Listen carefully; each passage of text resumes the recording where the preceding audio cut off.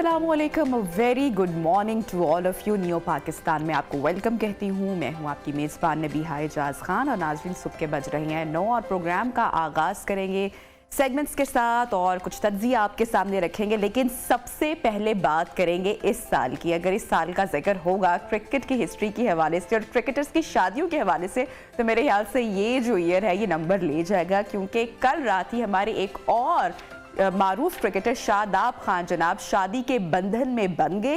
ये उनकी शादी की कुछ वीडियोस तस्वीर भी हम इस वक्त आपके साथ शेयर कर रहे हैं। शादाब खान का वलीमा आज होगा, तो शादाब खान नाज़रीन अपनी दुल्हनिया घर ले आए हैं और इनकी बारात की वीडियो खूब वायरल हो रही है, जिसमें इन्होंने सफ़ेद शेरवानी, सफ़ेद रंग का ही कुल्ला पहना हुआ है और बारात की आमद पर शादाब खान के जो ससुर और साबिक क्रिकेटर सकलैन मुश्ताक हैं, उन्होंने इनको वेलकम किया। और इससे पहले शादाब खान की जो मेहंदी की वीडियो थी वो भी खासी सोशल मीडिया पर वायरल हुई। तो शादाब खान ने अपनी बारात की जो तस्वीर है उसको भी अपने अकाउंट्स पर सोशल मीडिया पर शेयर किया है और लोगों से कहा है कि वो उनको अपनी दुआओं में याद रखें, अल्लाह का शुक्र भी अदा किया और साथ ये भी कहा है कि आज का दिन मेरे लिए, मेरे अहले खाना के लिए, मेरी फैमिली के लिए एक मुबारक दिन है। और साथ ही उन्होंने अपनी ट्वीट में ये भी लिखा है कि इंशाल्लाह मैं एक अच्छा शौहर साबित हूँगा। तो हम भी बेस्ट विशेस और मुबारकबाद देते हैं शादाब खान को, उनकी अहलिया को और उनकी पूरी फैमिली को। प्रोग्राम में सेगमेंट्स और एनालिसिस का जो तस्करा है या सिलसिला है वो आगे बढ़ाएंगे, लेकिन सबसे पहले नजर डालेंगे on top stories. Pakistan super league का मेला रंगारंग तकरीब की जिद्दत से भरपूर तैयारियां उरूज पर। मरियम के ताबड़तोड़ हमले, इमरान के सितारे गर्दिश में। तवील और मुश्किल मुज़ाकरात, बिलाखिर पाकिस्तान ने IMF को मना ही लिया। पाकिस्तान का मुश्किल में फंसे तुर्क और शामी भाइयों के लिए भरपूर रेस्क्यू और रिलीफ ऑपरेशन जारी। बच्चों को क्या खिलाएं और क्या नहीं, माओ की परेशानी का हल आज नियो पाकिस्तान में। और अफ्रीकी बॉक्सर का दौर खत्म, अब राज करेंगे पाकिस्तानी बॉक्सर्स।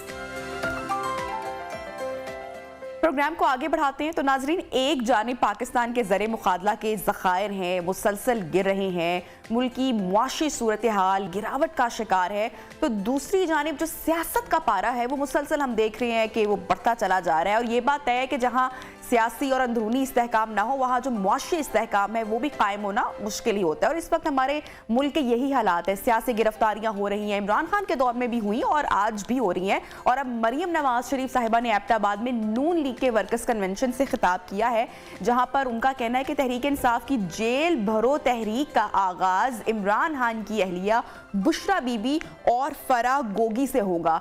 मजीद मरियम नवाज क्या कह रही हैं, आपके साथ उनकी स्टेटमेंट शेयर करते हैं।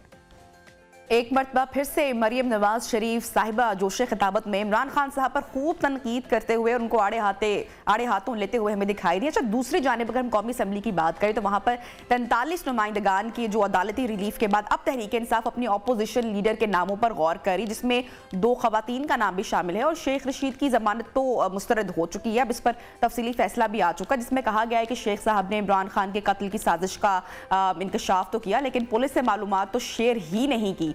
एक जानिब शेख रशीद इंकशाफ कर रहे हैं कि एक पैट्रियट ग्रुप बनाने की तैयारी हो रही है, मगर किसी कीमत पर बेवफाई नहीं करूंगा। और मुझे याद आया कि शेख साहब पहले भी कई मरतबा बेवफाई कर चुके हैं, मगर शायद अब वो थक गए हैं। खैर, देर आए दुरुस्त आए। इसी पर मजीद बात करेंगे। सलमान आबिद साहब सीनियर एनालिस्ट तज्जियाकार हमारे साथ इस वक्त इन कॉन्वर्सेशन है।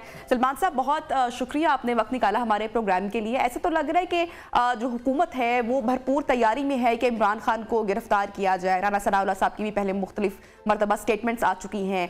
मरियम नवाज शरीफ साहिबा ने भी कल बोला कि जो आगाज है वो फराह गोगी और बुशरा बीबी से करना चाहिए, लेकिन आपको लग रहा है कि किसी ग्रीन सिग्नल का वेट किया जा रहा है या सही वक्त का इंतजार किया जा रहा है? देखिए, हुकूमत उनके चाचा की है, शहबाज शरीफ हुकूमत में है, राना सनाउल्लाह वजीर दाखिला है, पूरी हुकूमत उनके साथ है, 13 जमातें उनके साथ हैं, इस्टेब्लिशमेंट उनके साथ नज़र आती है। तो अगर वो उनको गिरफ्तार करना चाहते हैं तो देर किस बात की है, इमरान खान को गिरफ्तार करें। और अगर डिस्क्वालिफिकेशन करना चाहते हैं इमरान खान की तो वो भी मैदान आपके पास खुला पड़ा है, आप उनको डिस्क्वालीफाई भी कर सकते हैं। फिर इमरान खान उनको आला अदालतों में लेके जाएंगे, वहां चैलेंज करेंगे, वो एक अदालती लड़ाई है जो चलती रहेगी। लेकिन सवाल सारा ये है कि हुकूमत जो है एक तरफ इमरान खान को नाहिल करना चाहती है या गिरफ्तार करना चाहती है, तो दूसरी तरफ हुकूमत ने पूरा लंगोट कस लिया है कि इलेक्शन किस तरह से मुलतवी करने हैं। और पूरी हुकूमती मशीनरी जो है वो अपने रियासती इदारों को इस्तेमाल कर रही है इस बुनियाद के ऊपर के मुल्क में इंतखाबात मुमकिन नहीं है।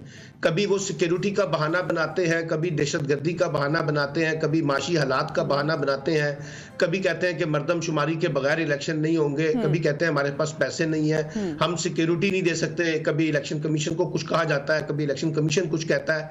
तो पूरी हुकूमत जो है वो ये समझती है कि इन हालात में इलेक्शन उनको पॉलिटिकली सूट नहीं करते।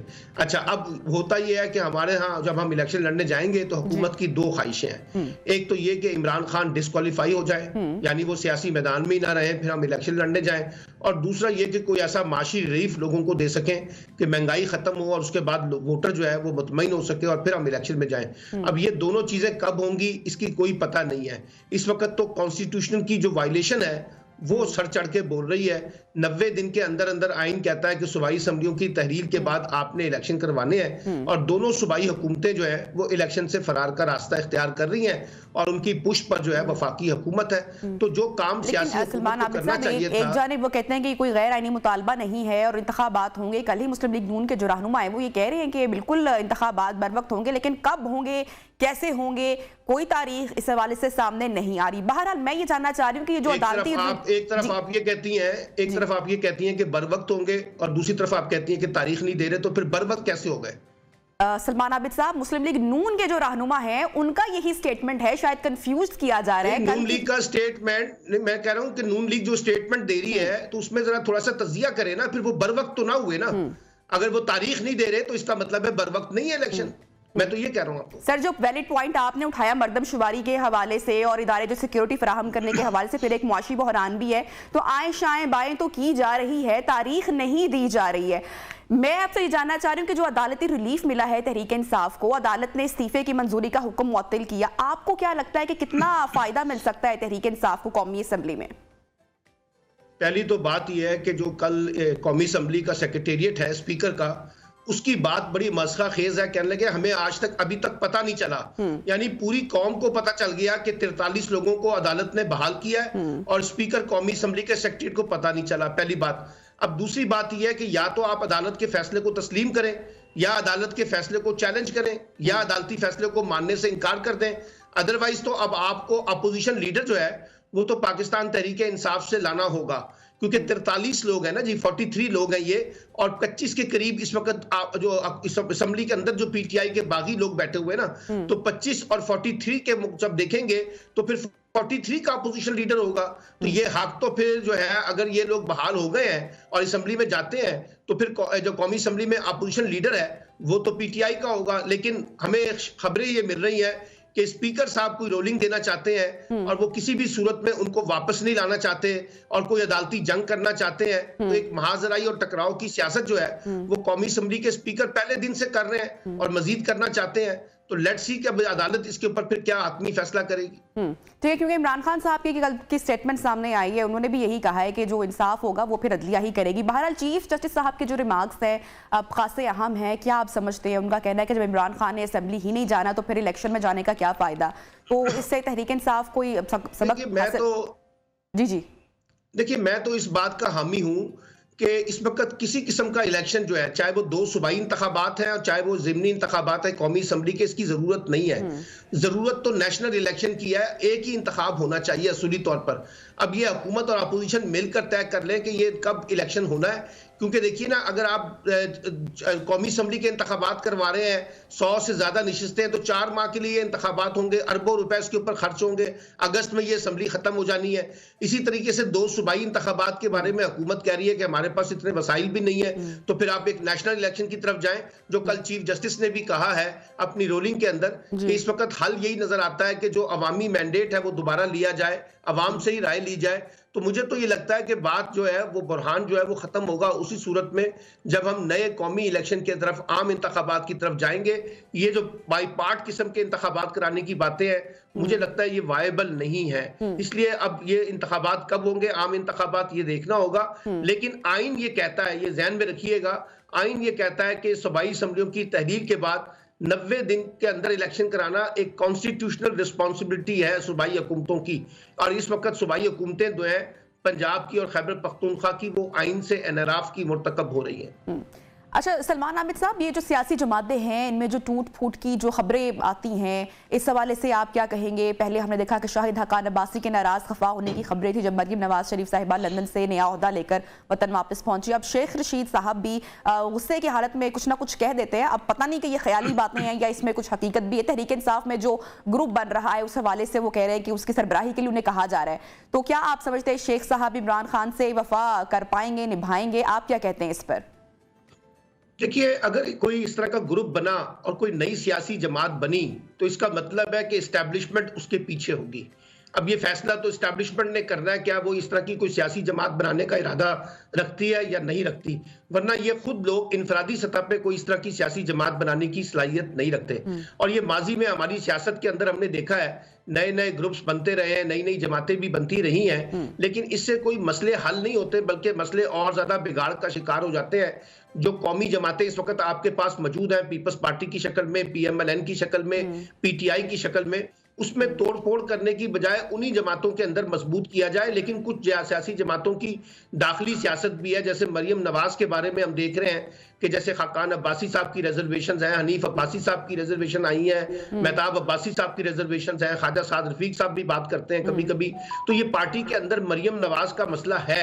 और मैं आपको ये बताऊं, ये मसला मुस्लिम लीग नून का नहीं है, बल्कि मुस्लिम लीग नून के अंदर वरासत की लड़ाई का है। यानी हमजा शहबाज और शहबाज शरीफ अपना कंट्रोल रखना चाहते हैं और मरियम नवाज अपना सियासी कंट्रोल रखना चाहती हैं। तो ये पार्टी के अंदर दो खानदानों, एक खानदान के अंदर दो अफराद के दरमियान जो है ना वो टकराव है, जो हमें मुस्लिम लीग नून में देखने को मिल रहा है। ठीक है सलमान आमिर साहब, आम इंतखाबात के हवाले से आप क्या इस वक्त सूरत हाल बनती हुई देख रहे हैं? फौज ने, अदलिया ने इलेक्शन में अमला देने से माजरत कर ली है, तो आप क्या समझते हैं कि आम इंतखाबात में ताखीर कंफर्म हो चुकी है? इससे मजीद गैर यकीनी की सूरत हाल नहीं पैदा होगी मुल्क में? देखिए, आम इंतखाबात में अगर आपने ताखीर करनी है तो फिर आपको अदालतों से उसकी तौसीक करानी पड़ेगी। तो ये गेंद तो बुनियादी तौर पर अब अदालतों की कोर्ट में आ गया, सुप्रीम कोर्ट के पास आ गया कि क्या वो ऐसे फैसले की तौसीक करेगी जहां इंतखाबात में ताखीरी हरबे इख्तियार करने की कोशिश की जाएगी, कोई जवाब पेश किया जाएगा, क्योंकि अल्टीमेटली तो हुकूमत को अदालत में जाके उसको तौसीक करानी है ना। तो गेंद बुनियादी तौर पर सुप्रीम कोर्ट में है, लेकिन इस वक्त हुकूमत का मिजाज, ये मूड ये नजर आ रहा है कि वो इलेक्शन कराने में संजीदा नहीं है और इलेक्शन से फरार का रास्ता इख्तियार कर रही है। और एक बुनियादी नारा ये डेवलप करने की कोशिश कर रही है कि पहले मईशत को ठीक करते हैं, फिर इंतखाबात कराएंगे। ये मईशत अगर कई 6 वर्षों तक भी ठीक ना हुई तो इसका मतलब है कि सर आप समझते हैं कि जो इस वक्त मौजूदा हुकूमत है उनकी तरजीहात में है मईशत को दुरुस्त करना, क्योंकि सारा जो मलबा है वो गुज़श्ता हुकूमत पर फेंका जाता है। जो PTI की गवर्नमेंट है वो सारा मलबा इन हालात का जिम्मेदार PDM हुकूमत को ठहराती है। मरियम नवाज शरीफ साहिबा की तकारीर सुन लें, इमरान खान साहब की सुन लें, तो दोनों एक दूसरे को जेल जाने की बातें करते हैं, तनकीद करते हैं। लेकिन मुआशी बहरान या इस वक्त जो मुल्की क्राइसिस है उसका हल क्या है, उससे बाहर कैसे निकलना है, इस पर गुफ्तगू करता हुआ कोई भी सियासतदान दिखाई नहीं दे रहा। मसला तो ये है, देखिए एक मसला तो यह है कि हमारे यहाँ हर हुकूमत जो है वो साबका हुकूमत पे माशी बुरहान का बोझ डालती है। अगर हम इसी रविश को बरकरार रखें तो फिर बात जो है ना वो जाके कायदे आज़म मोहम्मद अली जिन्ना पे खत्म होगी, फिर वहीं से सारा बुरहान पैदा हुआ था। ये रवैया ठीक नहीं है। असल मसला ये है कि हमारी सियासी जमातों के पास माशियात के हवाले से कोई बड़ा रोड मैप नहीं है, कोई ठोस मनसूबा बंदी नहीं है। और जो एक बड़े बड़े जज्बाती किस्म के नारे लगाए जाते हैं मईशत की बहाली के लिए, जैसे साग ढार साहब ने भी लगाए, जैसे इमरान खान साहब ने भी लगाए, शौकत तरीन ने भी लगाए, वो नताइज तो नहीं दे सके ना। तो इसलिए हमारे यहाँ असल मसला जो है वो एग्रेसिव किस्म की रिफॉर्म्स का है मईशत के हवाले से, जो हम नहीं करना चाहते। और IMF हम पे दबाव डालता है कि आप ये रिफॉर्म्स करेंगे तो हम आपके साथ चलेंगे। तो मुझे जाती तौर पे लगता है कि बदकिस्मती से हमने ये जो ब्लेम गेम का रास्ता इख्तियार किया हुआ है, एक दूसरे के खिलाफ सियासी स्कोर करते हैं, इल्जाम तराशियां करते हैं, माजराई पैदा करते हैं, इस तरह की सियासत के अंदर मईशत भी कभी आगे नहीं। सलमान साहब, कोई इनसाइड स्टोरी है आपके पास, कोई खबर अगर आप शेयर शेयर करना चाहे इमरान खान की गिरफ्तारी के हवाले से, जिस तरह से हम इस वक्त देख रहे हैं इल्जाम तराशी की सियासत हो रही है और इंतकामी कार्रवाइयां हो रही हैं, और आप क्या समझते हैं कि अगला नंबर किसका हो सकता है पीटीआई में? देखिए, मेरे पास तो जो इतलात है वो ये है कि इमरान खान साहब की गिरफ्तारी मुमकिन नहीं है, पहली बात। अलबत्ता इमरान खान साहब की जो डिस्क्वालिफिकेशन का मामला है उसमें काफी शवाहिद ऐसे नजर आते हैं कि जैसे ये तय कर दिया गया है कि इमरान खान को डिस्क्वालीफाई करना है, और अगर इमरान खान डिस्क्वालीफाई करते हैं तो उससे पाकिस्तान की सियासत में और ज्यादा महाजराई बढ़ेगी, क्योंकि हमने माजी में देखा है नवाज शरीफ साहब को जब डिस्क्वालीफाई किया गया था तो उसकी भी कोई मुस्बत नताइज नहीं मिले थे। तो पाकिस्तान में ये जो -1 के जो फार्मूले है ना जी, ये कारगर साबित नहीं होते। लेकिन इतलात ये हैं कि जैसे इमरान खान के खिलाफ लंगोट कस लिया गया है और उनको नाहिल करने की कोशिश की जा रही है। ठीक है, बहुत शुक्रिया। सलमान आबिद साहब हमारे साथ इन कॉन्वर्सेशन थे, सियासी सूरत हाल पर तज्जिया सामने रख रहे थे, और एक तबके के मुताबिक मुल्क में यही खबर है कि शायद इमरान खान की गिरफ्तारी अमल में ना लाई जा सके, लेकिन उनको डिस्क्वालीफाई किया जा सकता है। इस पर मुल्क की सियासत पर क्या असरात मुरतब होंगे ये तो वक्त ही बताएगा। बहरहाल प्रोग्राम में वक्त हुआ एक ब्रेक का, ब्रेक के बाद प्रोग्राम को आगे बढ़ाएंगे। स्टे विद अस।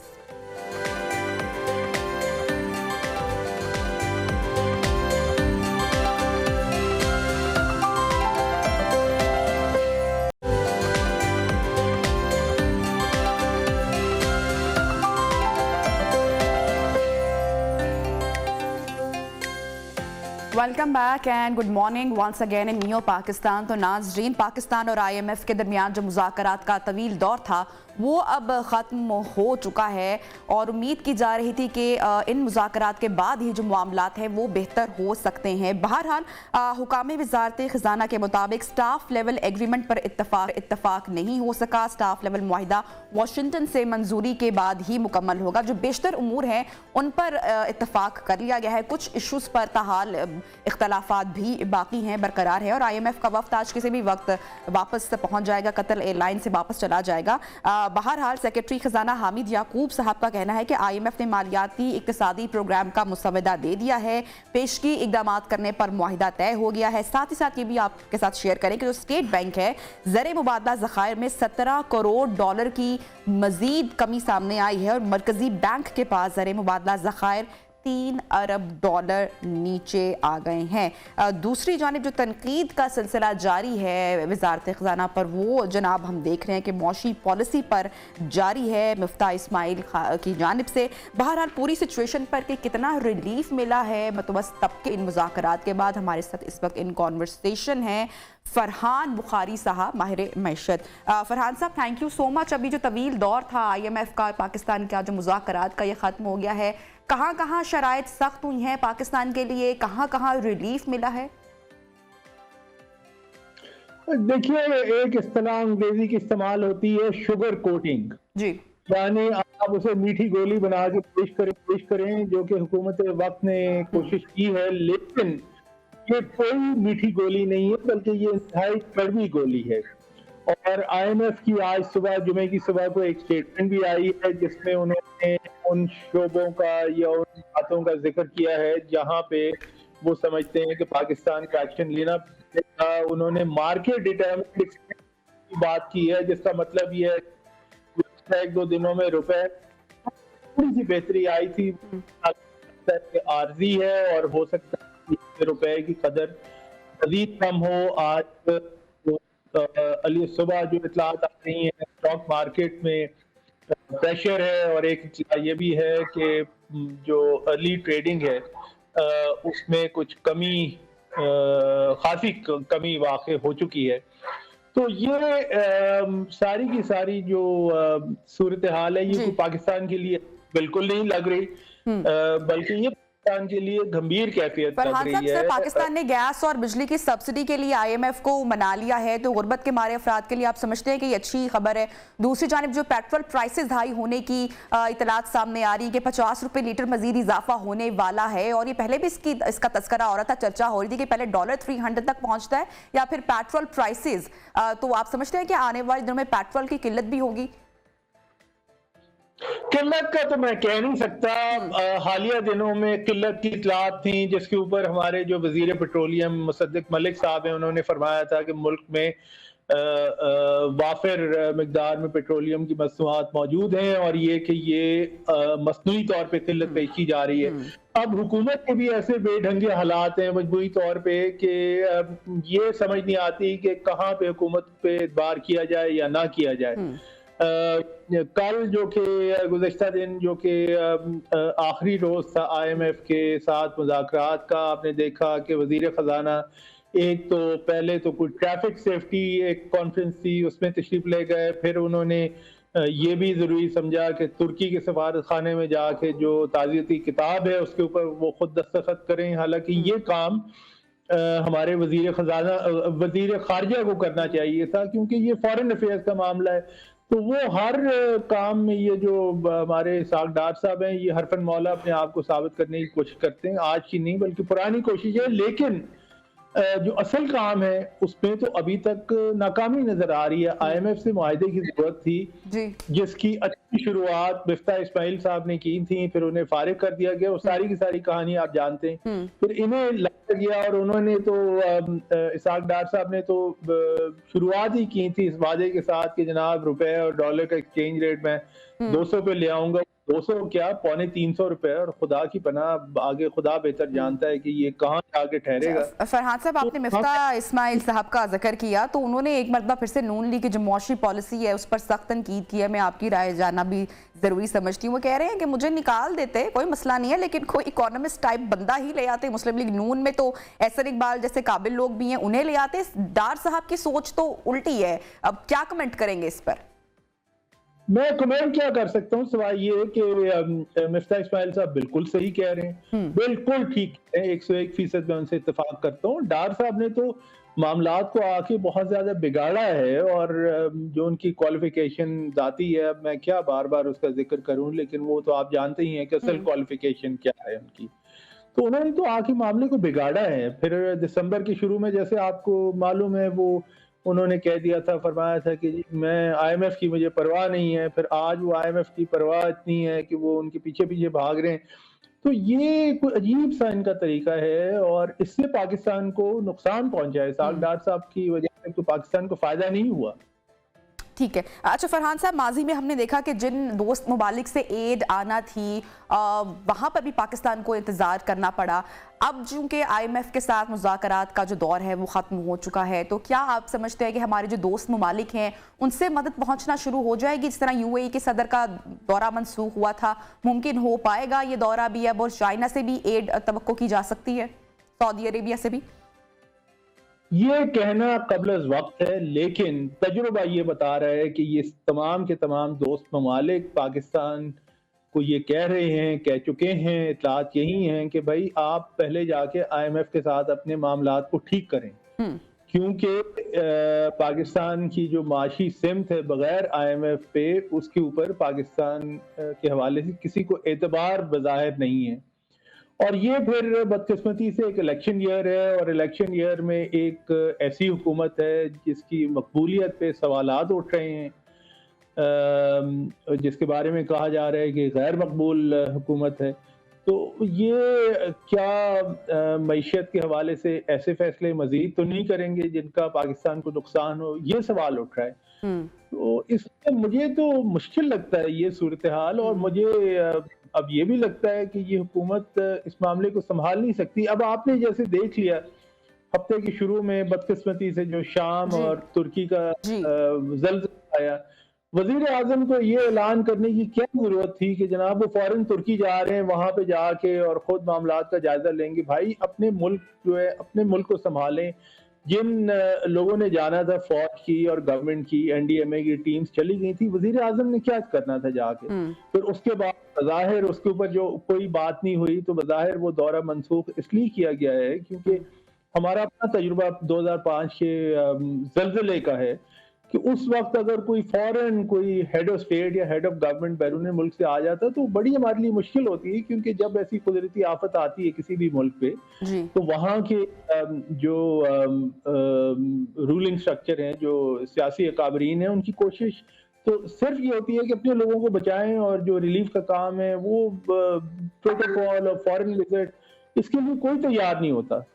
तो ऐसी आप बातें उल्टी सीधी कर रहे हैं और फिर ये समझते हैं कि लोग एतबार भी करेंगे, ये तो नहीं हो सकता। ठीक है। अच्छा फरहान साहब, ये जो हमारे मुल्क में इस वक्त जो टैक्सेशन के मसाइल हैं, आप क्या समझते हैं कि कहाँ पर चैलेंजेस हैं? इमरान खान साहब का जब दौरे हुकूमत था तो पॉलिसी आयद करने की कोशिश की थी, ज़राअत के शोबे पर हुकूमत क्यों उस तरीके से टैक्स आयद नहीं करती है, या इंडस्ट्रियल एरिया पर फिर अब जो हमारी टैक्स चोरी है, जो एक वो भी एक बड़ा नंबर सामने आता है कि वो भी बड़े चोर रस्ते मौजूद हैं लोगों के पास। तो ये क्या मसले मसाइल है, इस पर मजीद सख्ती क्यों नहीं की जाती? इंडस्ट्रीज को जो सब्सिडीज की जाती है हुकूमत उस पर जोर देती है, IMF कहता है कि सब्सिडी कम करें।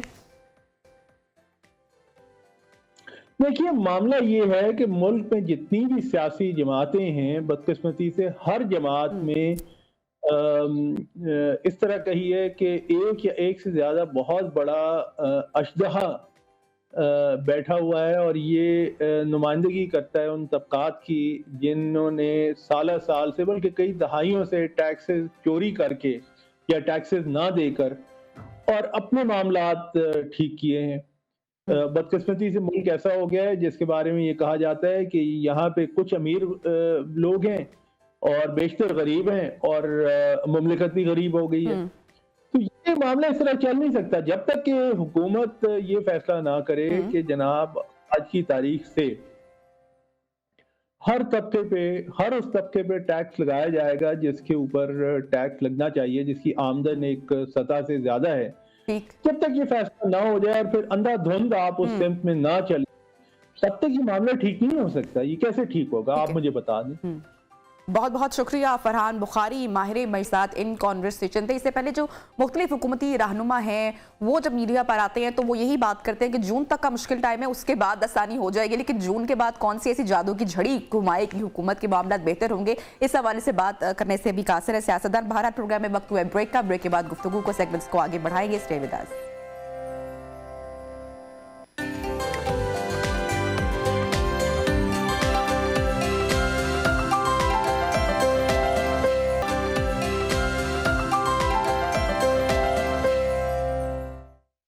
वफाकी वज़ीर ख़ज़ाना इसहाक़ डार इस वक्त मीडिया से गुफ्तगू करें, बराह रास्त देखिए। शरीफ साहब और PDM की जो हुकूमत है जो उसको इम्प्लीमेंट कर रही है, ये पुराना मुआहदा है जो चंद दफ़ा सस्पेंड भी हुआ, डिले भी हुआ, वो सारी तफसील में मैं नहीं जाना चाहता।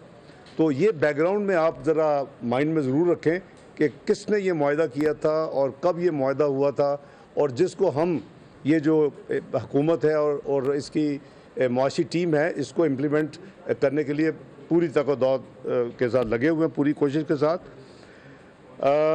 कल हमारे फाइनल जो राउंड था, आप मीडिया ने रिपोर्ट भी किया, वो एंड हुआ कि जो जब हमारे तमाम जो मामलात हैं जो तय पा गए, और आपको पता है कि ये 10 दिन एक्सटेंसिव डिस्कशंस थी, वो पावर के ऊपर भी थी, वो गैस सेक्टर के ऊपर भी थी, वो फिस्कल साइड पे भी थी, वो मॉनेटरी साइड पे भी थी, और इसमें हमारे स्टेट बैंक के गवर्नर भी इन्वॉल्व थे, मेरे अपनी जो पूरे साथी हैं टीम में वो भी, और दूसरे डिविजन्स भी, पेट्रोलियम, अपना FBR, पावर सेक्टर, सब लोगों ने अपने अपने जो उनका हिस्से का जो कमिटमेंट्स और फ्यूचर रोड मैप था उन्होंने डिस्कस किया, और फिर इवेंचुअली जो फाइनल उनके कुछ पॉइंट्स थे या इश्यूज़ कह लें, वो कल हमें जब दोपहर में मिले तो कल रात तक हमने हर चीज़ को म्यूचुअली एग्री करके तय कर लिया। उसके बाद हमने एक कर्टसी जूम मीटिंग थी, वो ज़रूरी थी। हमेशा जब ये टीम आती है, आपको याद होगा माजी में भी, तो इनकी एक कर्टसी कॉल होती है प्राइम मिनिस्टर के ऊपर जब सब चीज़ तय हो जाए, तो वो उसका भी कल अरेंज किया गया, क्योंकि प्राइम मिनिस्टर अपनी कुछ वजूहात, अपनी जो उनकी कमिटमेंट्स हैं लाहौर में थे, तो उसके लिए फिर हमने जूम मीटिंग अरेंज की, जिसमें उनका मिशन चीफ और कंट्री रैप और हमारी जो टीम है इकनॉमिक टीम जो है, हम सब ने जूम मीटिंग प्राइम मिनिस्टर के साथ की, और वो रिट्रीट किया गया कि जी जो चीज़ें हमने उनके साथ तय की हैं उनकी मौजूदगी में वो शेयर की गई। मैं अभी आपसे भी शेयर कर लूँगा जो ब्रॉड चीज़ें हैं, जो ब्रॉड कंटूर्स हैं इस सारे रिव्यू का जो होना था, उसकी जो आउटकम है, तो वो इसीलिए आपने देखा कि प्राइम मिनिस्टर साहब ने भी कहा जी कि हम कमिटेड हैं, सॉवरेन कमिटमेंट्स हैं, हमारी टीम और आपके साथ जो तय हुआ है हम उसको इंशाल्लाह इम्प्लीमेंट करेंगे। आपने देखा कि इस स्टेटमेंट में उसका जिक्र भी है, उन्होंने ये कहा कि जी प्राइम मिनिस्टर की कमिटमेंट, तो ये बेसिकली एक जो स्टैंडर्ड प्रोसीजर है, आपको भी पता है कि जब ये तय हो जाता है तो उसके बाद फिर MEFP जो है वो that is the next important stage कि आपको वो जो डिटेल डॉक्यूमेंट है वो मिलती है और फिर उसके साथ ऑब्वियसली एक लेटर ऑफ इंटेंट होता है। तो वो कल रात ये तय हो गया था, पहले ये था कि शायद वो वापस जाके देंगे, लेकिन कल हमने प्राइम मिनिस्टर की मीटिंग से पहले उनको ये इंसिस्ट किया कि ये आप हमें रिलीज़ करके जाएंगे ताकि हम उसकी आपके ट्रैवल के दौरान वीकेंड पे हम उसको अपना एक एक चीज़ कंपेयर करेंगे ताकि कोई किसी किस्म की, और ये फिर मैं कह रहा हूँ कि ये कोई एबनॉर्मल चीज़ नहीं है, ये स्टैंडर्ड प्रोसीजर है जो हर प्रोग्राम में फॉलो होता है। 13-16 का प्रोग्राम चूँकि हमने कंप्लीट किया था one and only time Pakistan की तारीख में, तो मुझे एक एक रिव्यू याद है। आपको याद है सिक्योरिटी रीज़न ये फिर पाकिस्तानी आते थे, हम दुबई में रिव्यू करते थे, तो वो भी मैं आपको कंफर्म कर रहा हूँ कि MEFP जो है वो हमें ड्राफ्ट आज सुबह 9 बजे मिल गया एज़ पर देयर कमिटमेंट, वो भी हमारे पास मौजूद है। हम उसको इंशाअल्लाह कम्प्लीटली गो थ्रू करेंगे और वीकेंड के ऊपर, और फिर मंडे को उनके साथ हमारी ऑब्वियसली वर्चुअल मीटिंग होगी और फिर हम उसको आगे लेके चलेंगे। Takes obviously few days. तो लेकिन वो एक और जो मेजर आइटम थी वो भी हमने वसूल कर ली है। जहाँ तक इस प्रोग्राम का ताल्लुक़ है या जो इसकी जो आउटकम है, मैं समझता हूँ कि कुछ ऐसे सेक्टर्स हैं जो कि पाकिस्तान के इंटरेस्ट में है कि हम उनको रिफॉर्म करें।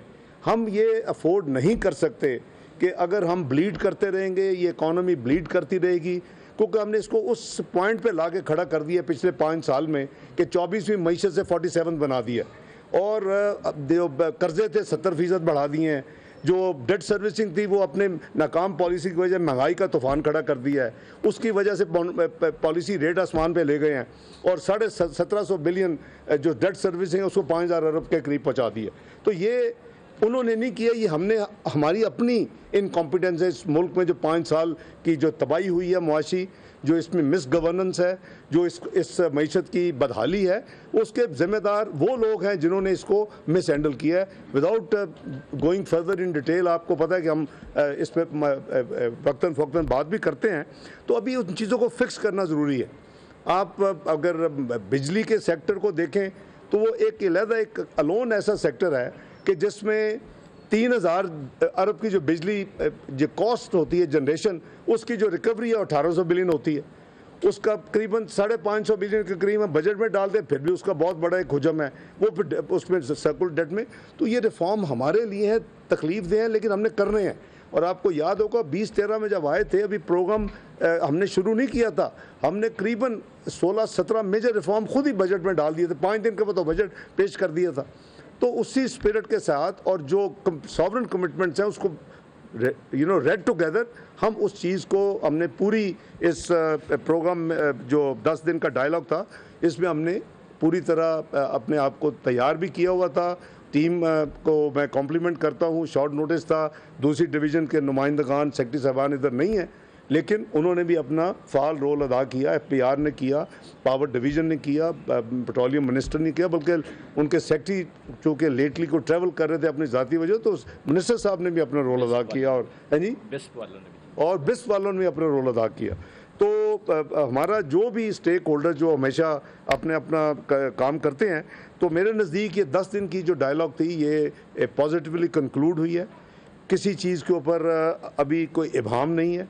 हमारे अंडरस्टैंडिंग जो म्यूचुअल है वो एज ए सेट कि हम तो पिछली हुकूमत की भी सॉवरेन कमिटमेंट्स को पूरी करने का मैंने आते ही 72 घंटे में ऐलान किया था कि हम पूरी करेंगे।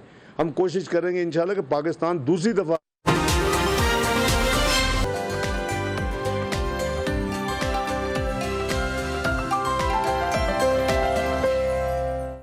Welcome back. वफाकी वज़ीर ख़ज़ाना इसहाक डार इस वक्त प्रेस कॉन्फ्रेंस कर रहे हैं। पाकिस्तान की रेपुटेशन को और पाकिस्तान की क्रेडिबिलिटी को और इस टॉक्स में ये उसके ऊपर एक बहुत बड़ा असर है कि उनको श्योर नहीं है कि जी हम बात करेंगे, वो कहेंगे या एग्री करेंगे।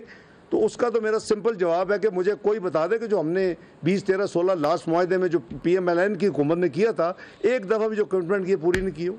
कंसोलिडेटेड कमिटमेंट या तो आप करें ना, you should be bold enough not to agree if you don't intend to implement. So ऐसी बात नहीं है, जो हमने हार्ड नेगोशिएशन किया है, सब कुछ किया है, लेकिन जो डूएबल है वो एग्री किया है। मैं इसीलिए उनको भी मैंने क्रेडिट दिया कि दोनों टीम्स ने अपनी अपनी पूरी कोशिश की है। हमारी टीम ने अब पाकिस्तानी अपने बहन भाइयों का और मुल्क की इंटरेस्ट को सामने रख के किया है। उन्होंने ज़ाहिर है कि उनका अपना होता है जो भी एजेंडा, जैसे जिसका आपने कोट किया 75 बिलियन, लेकिन it is not 70 going to be 75, mutually agreed. जी जी सर, डॉक्टर साहब मुदस्सिर अली नाम दुनिया टीवी। डॉक्टर साहब, एक तो ये चीज़ क्लियर कर दें कि ये इस मिल कब तक जाएगी। सेकंड नंबर पे सर ये बता दें कि जैसे आपने कहा है कि सर्कुलर डेट पूरी खत्म करना होगा, गैस का सर सर्कुलर डेट नहीं, आपने यू मिस अंडरस्टूड मी। मैंने बिल्कुल नहीं कहा कि गैस का फौरी ख़त्म करना होगा। उसमें मज़ीद इजाफा नहीं होना चाहिए गैस के सर्कुलर डेट में। उसकी जो इस वक्त फ़्लो है जो कि करीबन 270 बिलियन है, या जो उनका एग्जैक्ट नंबर वो पावर अपना पेट्रोलियम मिनिस्ट्री दे देगी, उसको आगे रोक देना है। सर्कुलर डेट इस वक्त कोई क्लियर करने की कमिटमेंट नहीं है, लेकिन आपको पता है कि हम अपनी एक्सरसाइज कर चुके हैं उसको रिड्यूस करने के लिए, लेकिन वो स्टैंड अलोन हम अपना करेंगे अपना काम, वो हमारे अपने इंटरेस्ट में। सवाल मेरा अभी कंप्लीट नहीं हुआ था डॉक्टर साहब। यार लेकिन कल एक चीज बड़े तवातुर से कही जाती रही कि स्टाफ लेवल एग्रीमेंट नहीं हो सका, तो उसकी क्या? मैं अर्ज करता हूँ भाई, स्टाफ लेवल एग्रीमेंट होता है जब MEFP जो है वो एग्री हो जाती है, और फिर लेटर ऑफ इंटेंट साइन होता है, उस पर फाइनेंस मिनिस्टर भी करता है, उसमें गवर्नर स्टेट बैंक भी करता है। This is the standard procedure. तो उसको कहते हैं स्टाफ लेवल एग्रीमेंट। तो इसके लिए हमेशा जब ये नेगोशिएशन वाला फेज़ ख़त्म होता है तो चंद दिन लगते हैं, उसमें 3-4 दिन लगते हैं जनरली। आई होप कि इससे ज़्यादा अब ना लगे, और वो हमारा इंशाल्लाह मंडे से काम शुरू हो जाएगा वर्चुअल मीटिंग के जरिए। जी भाई, थैंक यू सो मच। जी, मैं अर्ज कर रहा था कि जिस तरह आप सर्कुलर डेट गैस का और पावर सेक्टर का कंट्रोल करेंगे, ख़त्म करेंगे, इसके लिए आपको एक्स्ट्रा मेजर्स लेने होंगे। सर, आपको क्या अंदाज़ा लगा रहे हैं कि महंगाई की शरह कहाँ पे जाके खड़ी होगी, और फिर महंगाई को कंट्रोल करने के लिए आप क्या इक़दाम? जी, इसको मेरा ख्याल है अप्रोप्रिएट वक्त पे, अभी तो ये रात ख़त्म किया है, सुबह 3-4 बजे फारग हुए हैं, तो मेरा ख्याल है हमें टाइम दें, हम वो कैलकुलेट करके बताएंगे। आपके पास बड़े एक्सपर्ट बैठे हुए हैं जो कैलकुलेट करके बता देंगे। हाँ जी, फाइनेंसिंग के ऊपर क्या टारगेट्स हैं हमारे? हाँ जी, एक्सटर्नल फाइनेंसिंग के ऊपर IMF से क्या मामला तय हुए, और दूसरा के साथ जो हमारा निष्कारी प्लान है उसके ऊपर क्या बातचीत हो रही है? क्या हम आने वाले वक्तों में जो हवेली बादशाह और बलूकी है उनकी प्राइवेटाइजेशन, जी शेयर के अंदर उनकी इन्वेस्टमेंट आने का इम्कान है? जहाँ तक भाई एक्सटर्नल रिसोर्सेज का ताल्लुक है, मैंने कहा कि एक तो वही जो सोर्स है हमारे फ्रेंडली कंट्रीज़ का कमिटमेंट्स हैं, उन्होंने पब्लिक स्टेटमेंट्स भी दी हुई हैं, और दूसरा जो प्राइवेटाइजेशन के हवाले से जो आइटम्स जिस पे आपने हवेली बहादुर शाह और बलूकी का जिक्र किया, दोनों ऑन ट्रैक है। उसके ऊपर बल्कि पिछले 2-3 दिन में भी 1-2 मीटिंग्स प्राइम मिनिस्टर ने भी की हैं, और ये ज़ाहिर है कि अब हम नेगोशिएशंस के प्रोसेस में हैं। कब फाइनलाइज होगा वो तो मैं प्रेडिक्ट नहीं कर सकता, लेकिन इसके अलावा जो मैंने अभी आपको कहा कि कुछ पेमेंट्स हमने ऐसी की है जो कि नॉर्मल हालात में वापस इफ़ नॉट इमीडिएटली रिन्यू होती हैं तो चंद 2-3-4 हफ्तों में वापस आती हैं। वो भी एक अमाउंट है जो कि इस प्रोसेस में काफ़ी क्यूमुलेट हो गया है, और हमारा प्रोसेस चल रहा है उन बैंकों के साथ, तो वो भी अमाउंट्स वापस आएंगे इंशाल्लाह। तो ये हमारा जो एक्सटर्नल कोई गैप जो है उसको हम बिल्कुल फिल कर लेंगे। एक तो ये कि जो GST का मामला था, रेट बढ़ाने की बात हो रही थी या पेट्रोलियम के ऊपर लगाने की बात हो रही थी, उस पर क्या डिसीजन हुआ? दूसरा, जो NAB समेत जो एंटी करप्शन के इदारे हैं उनकी रीस्ट्रक्चरिंग के ऊपर IMF के साथ कमिटमेंट हुई? नहीं, जो आपका पहला सवाल है उसमें तो फिस्कल जो मेजर्स हैं 170 अरब के, तो उसमें शामिल है भाई कि उसी में होगा जो कुछ होगा। वो पे नहीं है, वो मैं वही क्लैरिफाई कर लूँगा कि सेल्स टैक्स हमने पेट्रोल के ऊपर नहीं माना, और उन्होंने उसको हमारा कंसीड कर दिया अपनी ये जो थी। ये मैंने पढ़ा, प्रेस में भी था, जो आपकी भी सही इन्फॉर्मेशन है, लेकिन हमने माना ना, और उन्होंने कंसीड किया। दैट मीन्स कि हमने म्यूचुअली एग्री किया कि जो पेट्रोलियम जो ये प्रोडक्ट्स हैं इसके ऊपर सेल्स टैक्स नहीं होगा, ये एग्री हुआ। जहाँ तक जनरल सेल्स टैक्स का आपका तल्लक है, वो ऑब्वियसली 170 बिलियन में वो जो एक आप जाहिर है कि किसी चीज़ों में कुछ आप करेंगे ना, टिंकर करेंगे आगे पीछे, तो वो उसमें वो शामिल होगा, जो आपका सवाल है उसमें शामिल होगा। वो जो ही हम फाइनल करते हैं finance bill, obviously it matter of days, not लंबा, तो वो आपसे शेयर, तो आप किसी और को भी नहीं, उससे उस पर तो that was not an agenda के नैप को रीस्ट्रक्चर करना, वो that was not agenda. Sir export sector को सब्सिडी जो दी हुई थी वो भी खत्म की जाएगी। ये जब मैंने कहा ना, ये हमें जो अब फ्लो को रोकना है, उसके लिए जो भी पावर सेक्टर में जितना रोकना है वो 75 बिलियन पे नहीं आना, वो मैं दोबारा क्लैरिफाई कर रहा हूँ। तो उसमें जाहिर है कि ये सारी चीज़ें will be on the menu कि हमने कैसे किस किस चीज़ को करना। जी आप 5-7 बिलियन डॉलर आने दें तो देखे सब बिजनेस एज यूजुअल शुरू हो जाएगा इंशाल्लाह। यार आपने शुरू में भी किया था ना, बाकी को मौका दें। रजा रोज टीवी से मेरा सवाल ये है कि इस सारी बातों का एक सियासी पहलू भी है जी। आप पे बड़ा ये था कि जी अब डिफॉल्ट हो गया, ये हो गया, डूब गया, अब आप कौम को क्या कहेंगे? मैंने तो नहीं कहा कभी डिफॉल्ट, मैंने हमेशा कहा कि लोग तो यही ना उनको समझाएं कि पाकिस्तान को इस तरह बदनाम ना करें कि डिफॉल्ट हो गया, जो है पार्लेस ख़त्म हो गए, हम डूब गए। भाई इधर आपका प्राइम मिनिस्टर जाके कहेगा दूसरे मुल्कों में, जो कि कहा करता था कि जी हम डेट ट्रैप में हैं, हम करप्ट कंट्री हैं, और साथ कहता था कि इन्वेस्टमेंट करे, को बेवकूफ़ी आगे इन्वेस्टमेंट करेगा आपके मुल्क में? तो हमें अपने हर बंदे को अपने मुल्क के इंटरेस्ट भी रखना चाहिए कि मैं थोड़ा सा फ्लैग तो हो जाएगी मेरी स्टेटमेंट, लेकिन उसका मुल्क के ऊपर कितना बुरा असर पड़ेगा। कितने मुल्क है जो कहते हैं जी हमारा 100% से ऊपर चला गया है debt to public debt to GDP, हम मर गए हैं। अमेरिका कहता है, यूरोप कहता है, जापान कहता है, हमें बड़ा शौक है, हम 73% है। हम हर रोज़ ये मेक श्योर करते हैं कि हम ऐसी चीज़ें कहें, ये अच्छी बात नहीं है, मुल्क के इंटरेस्ट में नहीं जी। बस जी 170 अरब का जो टैक्सेस का फरमा रहे हैं, ये हमने 4-4.5 माह में 170 इम्पैक्ट है या ये एनुअलाइज 170 है? आप जानते हैं एनुअलाइज नहीं, हमने ये 4 महीने में इकट्ठे करने हैं। नहीं साल का इस तरह नहीं ना, तुम अपना जी पुरानी स्टेटमेंट साबित करना चाहते हो ना। 170 अगर ये इस फिस्कल ईयर में लेना है, लेकिन यू आर रॉन्ग वंस, इसलिए कि हाउ कैन यू मल्टीप्लाई, खत्म हो गया, इस one of, of course is one of. नहीं होते यार, ये तो कभी नहीं होता ना इस तरह की चीजें। आप जो मेजर्स ले रहे हैं, आपने 170 अरब के लिए, अब आप उसको हाइपोथेटिकली कहें जी टाइम दे दो, वो तो ना लगा ना दिया किसी ने। बस जी, थैंक यू वेरी मच, मेरी इसी सी है जी, थैंक यू।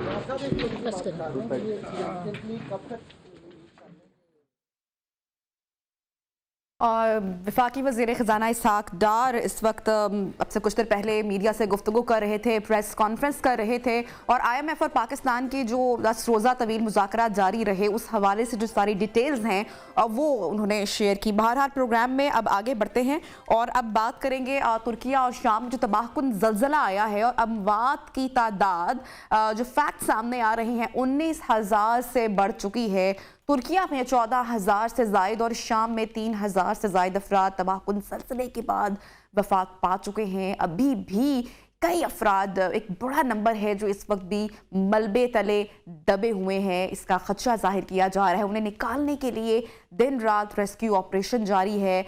शदीद सर्दी इस वक्त काफ़ी हर्डल्स क्रिएट किए हुए रखी है। बाज़ इलाकों में बर्फबारी के बाइस मुतासरीन को कठिन हालात का सामना करना पड़ रहा है और जो इमदादी कार्रवाइयाँ हैं वो भी उनमें भी मुश्किलात का सामना हो रहा है। तुर्किया में इमारतों के मलबे से 8,000 से ज़ायद अफराद को निकाला जा चुका है और ज़लज़ले से 32,000 के करीब जो अफराद हैं वो ज़ख्मी हैं।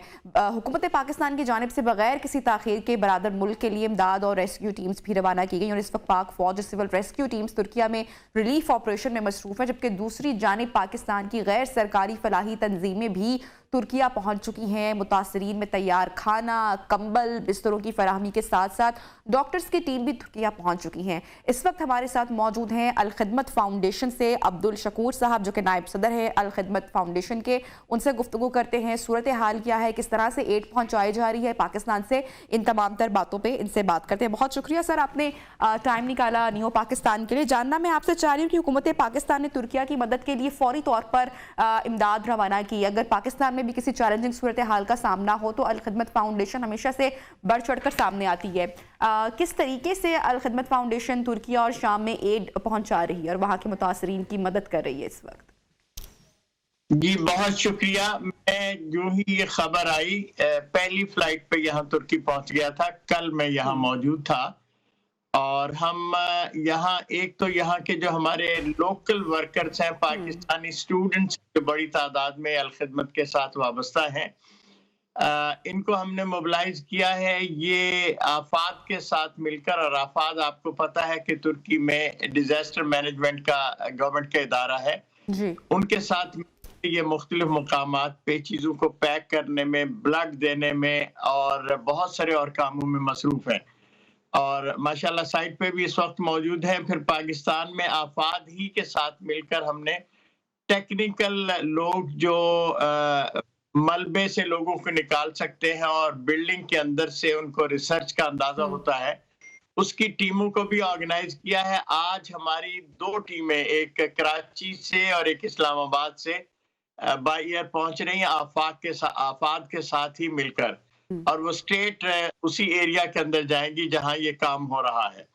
मैं यहाँ पहुंच चीजों को ऑर्गेनाइज।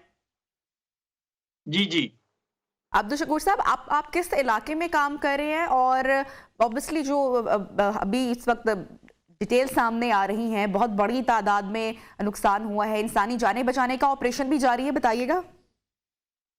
ये गाजियाबाद का एरिया है और ये सेंटर है जहां जलजला आया है, उस एरिया के अंदर हमारे लोग पहुंच रहे हैं। अभी जो पाकिस्तान से बाय एयर टर्किश एयरलाइन से लोग आ रहे हैं, वो भी सीधे वहीं पहुंचेंगे और आज ही से वहां काम का आगाज कर देंगे। और एक हिस्सा तो वो है कि जो ऑपरेशंस में हिस्सा लेने का काम है, उसमें तो हमारी टीमें जो यहाँ मौजूद थी वो वहां पहुंच के डिस्ट्रीब्यूशन का काम कर रही हैं, और जो पाकिस्तान से आएंगी वो उन लोगों के साथ मिलकर मलबे के अंदर से इंसानी जानों को ढूंढकर हिफाजत से निकाल काम करेंगी। ये 50 लोग हैं, 25 लोग कराची से आ रहे हैं, 25 लोग इस्लामाबाद से पहुंच रहे हैं आज ही की फ्लाइट से। ठीक है अब्दुल शकूर साहब, hats off to you and all of your team जो कि इस तबाही की सूरत हाल में तुर्किया पहुंचे हैं और वहां पर आप लोगों को, मुतासरीन को रेस्क्यू कर रहे हैं, उन तक खाना पहुंचा रहे हैं, जो ज़रूरियातें ज़िंदगी की अशिया हैं वो उन तक पहुंचा रहे हैं। मुझे बताइएगा कि सीरिया में, शाम में भी इसी तरह। जी, 2 चीजें मैं और ऐड करना चाहता हूँ। उस इलाके के अंदर पाकिस्तानी भी हैं जो स्टूडेंट्स की हैसियत से मौजूद थे और हमने उनको भी ट्रेस किया है। 28 लोग तो हम ट्रेस कर चुके हैं, अल्हम्दुलिल्लाह वो महफूज हैं, अलबत्ता ट्रामा की हालत में है, उनको एक सेफ जगह पे पहुंचाया है। और कुछ पाकिस्तानी फैमिलीज भी हैं, तो हमारी टीम के लोग आज सारा दिन कोशिश करेंगे कि हम अपने पाकिस्तानियों को भी ट्रेस करें और उनके साथ जो मदद की शक्ल हो सकती है वो भी करें। इसी के साथ साथ हमारे डॉक्टर्स जो न सिर्फ पाकिस्तान से हैं बल्कि सऊदी अरब से हैं, अमेरिका से हैं, पीमा के साथ और अल खिदमत के साथ वाबस्ता हैं। इनमें आर्थोपेडिक डॉक्टर्स का एक ग्रुप बना रहे हैं, क्योंकि यानी हजारों में नहीं, अब्दुल शकूर साहब, आपने कहा कि पाकिस्तानी जो स्टूडेंट्स यहाँ पर मौजूद हैं या जो पाकिस्तानी कम्युनिटी लोग मौजूद है, आपकी ये भी कोशिश काबिश है कि उन तक पहुंचा जाए, उनको रेस्क्यू किया जाए। तो कितनी पाकिस्तानी फैमिली से इस वक्त आपकी टीम राब्ते में है? ऑब्वियसली जो उनका वर्क प्लेस या जो भी उनकी रहने की जगह होगी, उनको किस तरीके से फाइंड आउट किया जा रहा है, किस तरह से तलाशा जा रहा है, किस तरह से मदद फराहम की जा रही है? अनफॉर्चुनेटली हमारे यहाँ एम्बेसी में तो इस तरह का कोई डाटा नहीं है, तो हम कॉलेजेस, यूनिवर्सिटीज के स्टूडेंट्स के थ्रू अप्रोच कर रहे हैं। 28 को हम ट्रेस कर चुके हैं और उनकी लिस्ट, उनके नंबर हमारे पास है और हम उनसे राब्ते में हैं।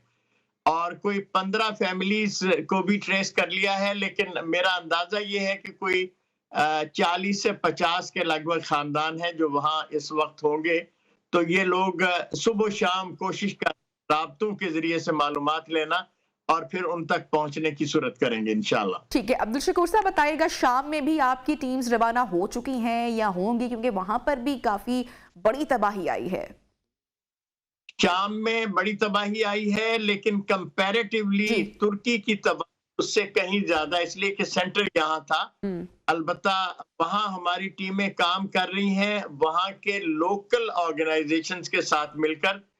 इसका इम्कान है मैं आज रात को फ्लाई करके वहां पहुंच रहा हूं और मैं खुद वहां ऑपरेशंस को देखने के लिए शाम के उसी इलाके के अंदर जाऊंगा। ठीक। और वर्कर्स ऑलरेडी वहां पहुंच के काम कर अब्दुल रहे हैं। शकूर साहब, जिस तरह हम मीडिया पर भी मुसलसल अपडेट कर रहे हैं कि जो मौसम है वो एक बड़ा चैलेंज है इस वक्त लोगों को, मुतासरीन को रेस्क्यू करने के लिए, किन मुश्किलात का आपको, आपकी टीम को सामना करना पड़ रहा है?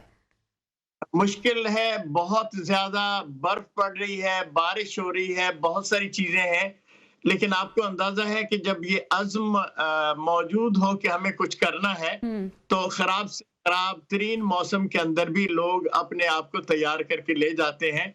ये बिल्कुल ठीक बात है कि मौसम हमारा यहाँ बहुत ही मुश्किलात क्रिएट कर रहा है। ट्रैफिक जाम है, लोगों के बहुत सारी गाड़ियां पहुंच नहीं पा रही हैं, घंटों के एतबार से लाइनों में इंतजार कर रही हैं, एयरलाइंस के टिकट नहीं मिल रहे हैं, ये सारी दिक्कतें मौजूद। लेकिन हम जो लोग पहुंच गए हैं वो सुबह शाम काम कर रहे हैं, और जो हम जिनको पहुंचाने की कोशिश कर रहे हैं, होपफुली आज भी बाई एयर हमारा एक ग्रुप जो है वो गाजियाबाद में पहुंच जाएगा। ठीक है, बहुत शुक्रिया अब्दुल शकूर। नायब सदर अल खिदमत फाउंडेशन इस वक्त तुर्किया में मौजूद थे। वहाँ पर जो मुतासरीन हैं ज़लज़ले से, उनकी मदद को, उनकी एड के लिए और रिलीफ के कामों में मदद के लिए पहुँचे हुए हैं, और पाकिस्तानी कम्युनिटी तक भी पहुँचने की कोशिश की जा रही है। अल्लाह ताला हामी और नासिर हो तमाम पाकिस्तानियों का और उन तमाम लोगों का जो इस ज़लज़ले से मुतासर हुए हैं।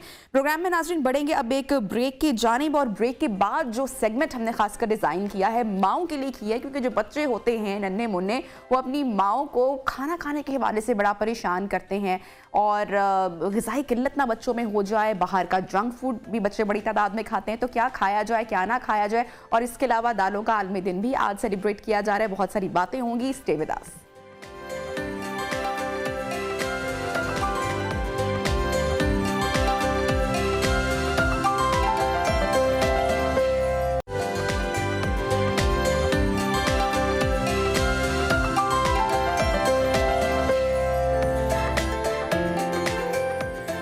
Welcome back and good morning once again. तो जनाब, ये जो सेगमेंट है, ये जितनी भी माएँ इस पर कामकाज पे भी ऑब्वियसली मसरूफ़ होंगी, घर में नाश्ता बनाने का भी सिलसिला जारी होगा, तो ज़रा 2 मिनट के लिए फ्री होके बैठ जाएं, क्योंकि आपके लिए जनाब बहुत ही इंपॉर्टेंट सेगमेंट हम लेकर आए हैं बच्चों के हवाले से, बच्चों के खाने के हवाले से। अच्छा, माएँ जितना कोशिश करती हैं कि बच्चे हेल्दी खाना खाएँ और सारी ग़िज़ाएँ खाएँ, जिसमें फ्रूट्स भी हों, नट्स भी हों, रोटी सालन भी हो, एवरीथिंग हो, लेकिन ये जो हमारे, क्या करें भाई, मेरे अपने भी मसले मसाले ज़रा मैं वो भी डिस्कस कर रही हूँ कि जो बड़े बुजुर्ग होते हैं ना, वो बच्चों को लाड प्यार में हर तरह की चीज़ भी खिला देते हैं, उनके नाज नखरे भी उठा देते हैं, और इसलिए हम देखते हैं कि बाज़ार में जंक फूड जो है वो बच्चे फिर उसके एडिक्ट हो जाते हैं।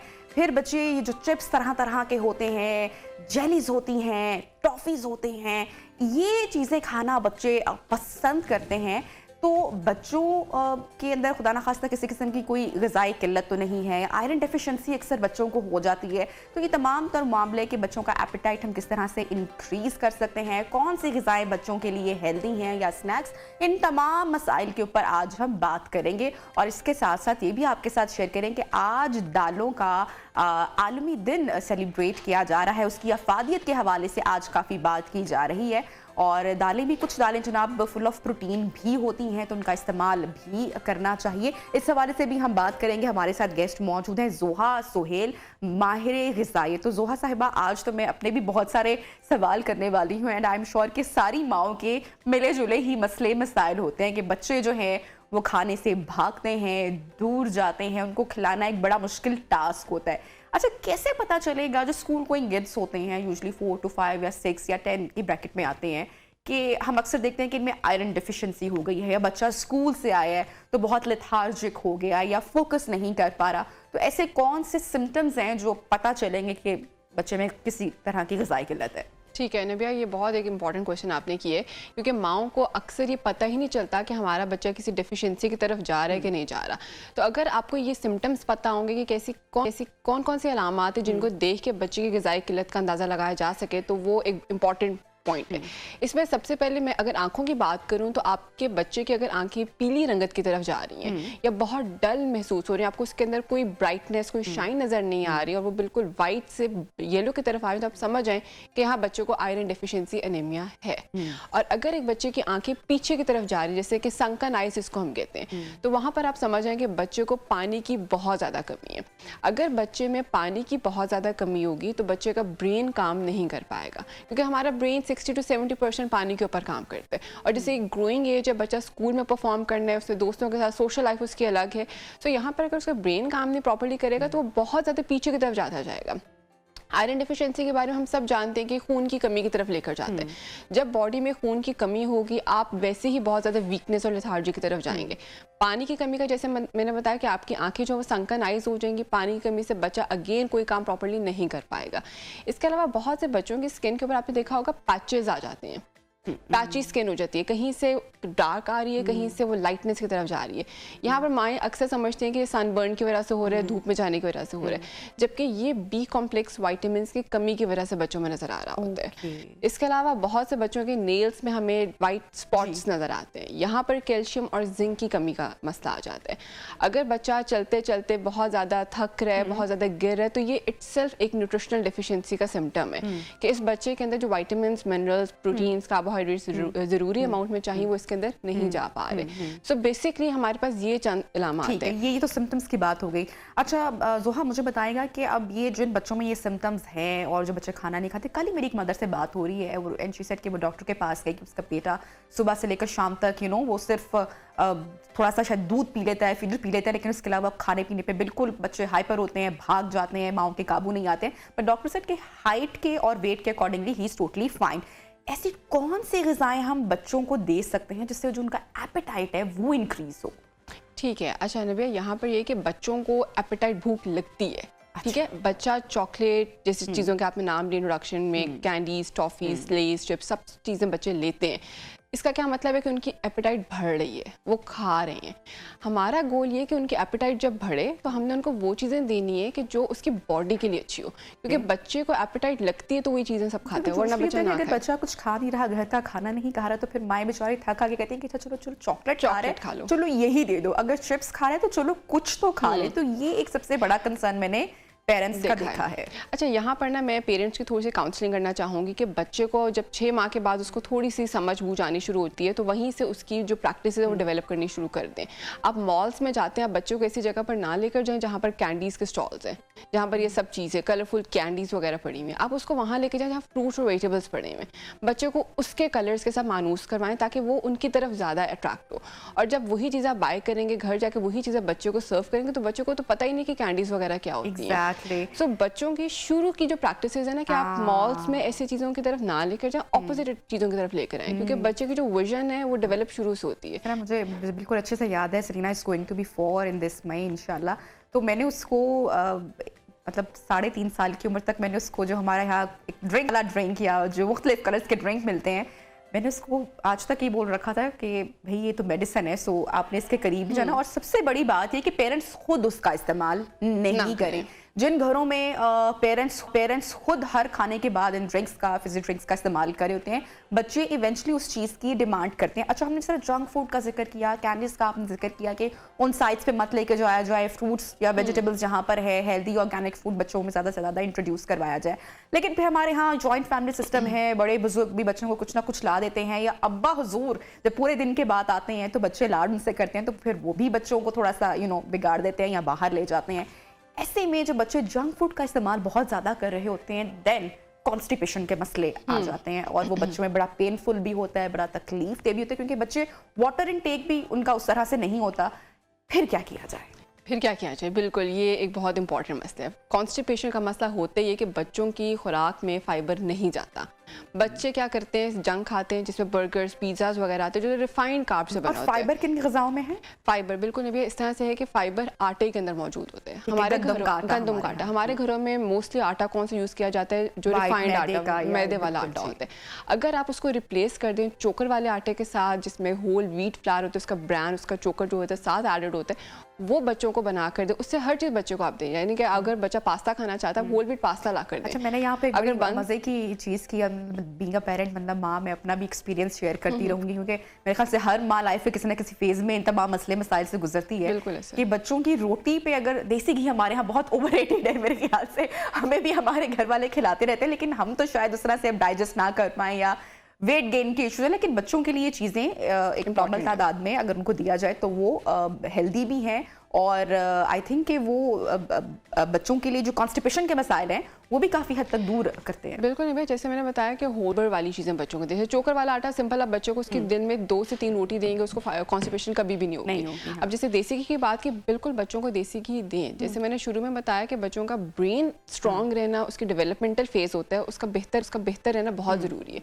सो देसी घी डायरेक्टली ब्रेन एक्टिविटीज़ को स्ट्रॉन्ग करता है। और जिस तरह बहुत सारे बच्चे खाली रोटी खानी, मामा खाली रोटी खानी, तो अगर उस पर देसी घी थोड़ा सा लगा होगा तो वो भी बच्चे के लिए चले कुछ ना कुछ तो जाके। अगर कोई बच्चा नहीं पसंद करता देसी घी तो आप रोटी के अंदर स्टफ करके उसको दे दें ताकि उसको नजर ही ना आए। ठीक है, जोहा दालों का आज आलमी दिन सेलिब्रेट किया जा रहा है ताकि जो दालें हैं, जो अनाज है, उसकी अफादियत के हवाले से बात की जा चुकी है। वैसे तो अब हर चीज़ या आवाम की पहुंच से इतनी दूर हो चुकी है, महंगाई बढ़ चुकी है, दालों का इस्तेमाल कैसे किया जाए और सबसे बेहतरीन दाल कौन सी है? नहीं भैया, सबसे बेहतरीन दाल हमारे पास दाल मूंग है। हर दाल का अपना अपना फायदा है, लेकिन प्रोटीन के लिहाज से जब हम बात करते हैं दाल मूंग में प्रोटीन का कंटेंट सबसे ज्यादा पाया जाता है। और ये पेट के लिए भी काफी अच्छी है। पेट के लिए काफी अच्छी है क्योंकि फाइबर थोड़ा कम होता है और बाकी जो इसके अंदर प्रोटीन कंटेंट है वो इसमें थोड़ा ज्यादा होता है।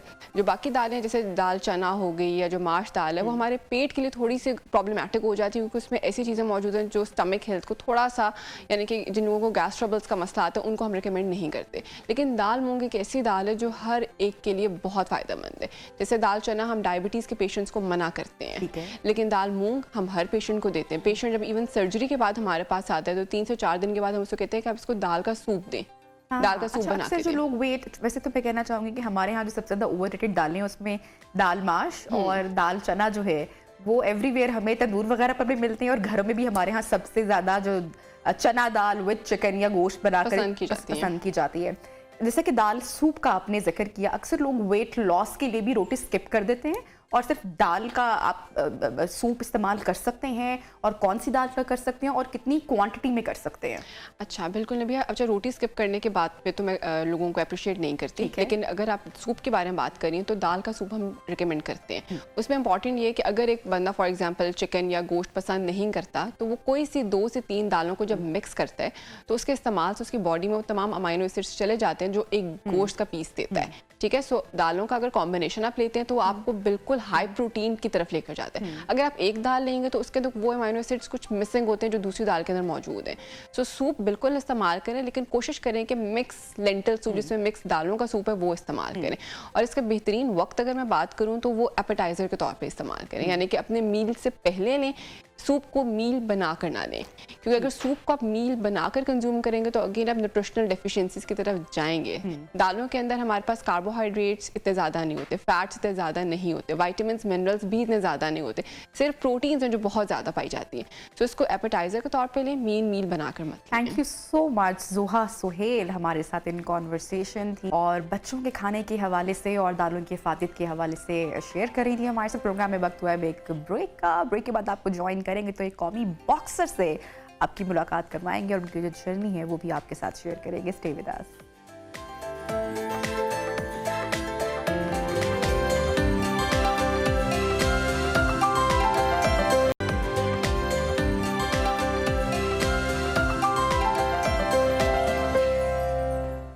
Welcome back and good morning once again. एक वक्त था कि जब बॉक्सिंग में अमरीकी और यूरोपी बॉक्सर्स का राज था और इन बॉक्सर्स ने आलमी सतह पर बहुत नाम भी कमाया।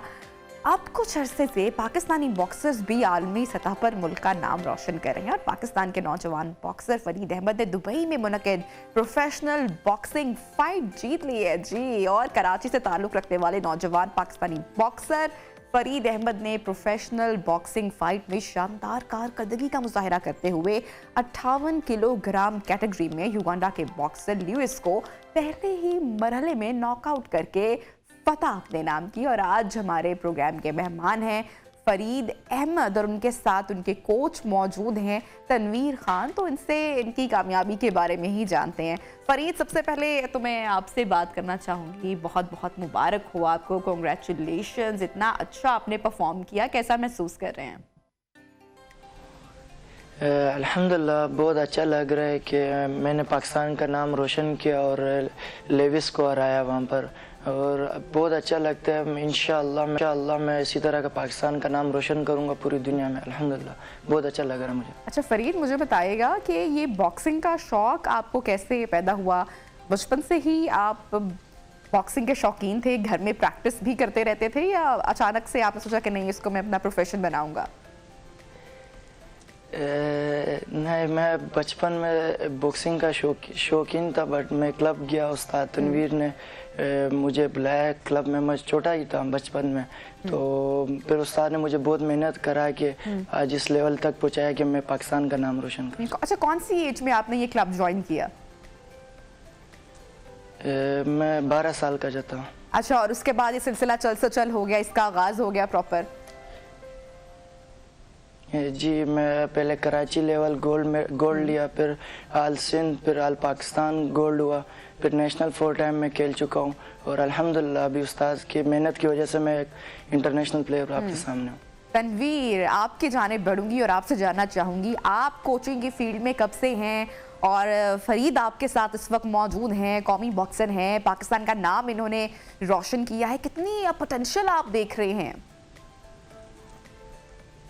सबसे पहले तो न्यू टीवी का शुक्रिया अदा करता हूँ कि उन्होंने हमें इनवाइट किया, और अल्हम्दुलिल्लाह मैं तकरीबन 6-7 सालों से बॉक्सिंग की कोचिंग कर रहा हूँ, और फरीद का भी तकरीबन ये 6-7 साल हुए मेरे साथ, और अल्हम्दुलिल्लाह काफ़ी इसके साथ साथ और भी स्टूडेंट्स हैं जो नेशनल लेवल पे खेलते हैं और प्रोफेशनल खेलते हैं।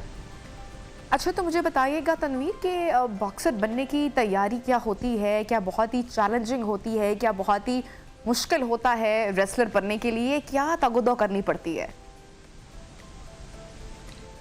बिल्कुल काफ़ी मुश्किल काम है। मैं समझता हूँ कि दूसरे स्पोर्ट्स के निस्बत से बॉक्सिंग काफ़ी मुश्किल है, क्योंकि इसमें सिर्फ मारना नहीं होता, सहने की सलाहियत भी होनी चाहिए। पंच मारना तो एक हर कोई मार सकता है, बट पंच सहना और अपने अंदर बर्दाश्त लेकर आना, सब्र और तहम्मुल से काम लेना, तो ये काफ़ी मुश्किल मेरे लिए होता है, क्योंकि बच्चों को जब मैं बॉक्सिंग सिखाता हूँ तो उसके साथ साथ आजी और सब्र करना, उनकी डाइट फॉलो करना, उसको एक अच्छा बॉक्सिंग के साथ साथ उनको एक अच्छा शहरी बनाना मेरे लिए काफ़ी चैलेंजिंग होता है ये। तनवीर, आई एम श्योर बहुत सारी स्ट्रेंथ ट्रेनिंग भी करनी पड़ती होगी। फरीद, मैं आपसे पूछना चाहूँगी, कितनी तैयारी आपने की, कितनी प्रैक्टिस आपने की, कितनी ट्रेनिंग आप करते थे? इससे पहले तो मैं इस फाइट से पहले तो अल्हम्दुलिल्लाह मैं काफ़ी ट्रेनिंग करता था। मॉर्निंग ट्रेनिंग भी की है, मुश्किलात बहुत सारी थी, मतलब मॉर्निंग ट्रेनिंग करना, फिर दोपहर की ट्रेनिंग करना, फिर थोड़ा रेस्ट करके फिर रात की ट्रेनिंग मैं करता था, और अल्हम्दुलिल्लाह उस्ताद मुझे प्रॉपर ट्रेनिंग करवाते थे, और इसके बदौलत मैंने 14 सेकंड में युगांडा के जो प्लेयर लेविस था उसको नॉकआउट किया अल्हम्दुलिल्लाह। और मेरी अभी आने वाली फाइट थाईलैंड में, उसके लिए तैयारी उस्ताद करवा रहे हैं, इंशाल्लाह वो भी जीतूंगा। तनवीर, बताइएगा, जो लोग बॉक्सिंग को अपना प्रोफेशन इख्तियार करना चाहते हैं, क्या उसके लिए करना पड़ेगा? जो लड़के या लड़कियां बॉक्सिंग की शौकीन हैं, बॉक्सिंग खेलना चाहती हैं, तो सबसे पहले वो डिसिप्लिन अपने अंदर जो है डिसिप्लिन लेकर आए, और अपने जो टाइम टेबल बनाए, अपने लाइफ को बिल्कुल मैनेज करें, और ट्रेनिंग मस्ट है। ट्रेनिंग में कोई कंप्रोमाइज़ ना करें, सुबह की ट्रेनिंग और शाम की ट्रेनिंग ये मस्ट है। और अपने साथ मैं ये समझता हूँ कि बॉक्सिंग खेलना इजी है अगर वो उनके अंदर शौक नहीं जुनून हो, तो अपने अंदर जुनून लेवल तक अपना जो है शौक को बढ़ाएं, देन वो उनके लिए बहुत इजी हो जाएगा। जबरदस्त, thank you so much Tanveer Khan, coach, और फरीद अहमद, कौमी बॉक्सर, हमारे साथ इन कॉन्वर्सेशन थे स्टूडियो से। और फरीद, आपके लिए बहुत सारी बेस्ट भी आगे भी जो आप टूर्नामेंट्स प्ले करने जाएं और इसी तरह से जीत कर आए, पाकिस्तान का नाम आप रोशन करें फ़ख्रे पाकिस्तान में। तो जनाब, आज जुम्मे का दिन है, तो आपसे इजाज़त लेंगे, प्रोग्राम का वक्त ख़त्म हो रहा है। इंशाल्लाह पीर को होगी आपसे मुलाकात। हैप्पी वीकेंड एंड जुम्मा मुबारक। अल्लाह हाफिज़।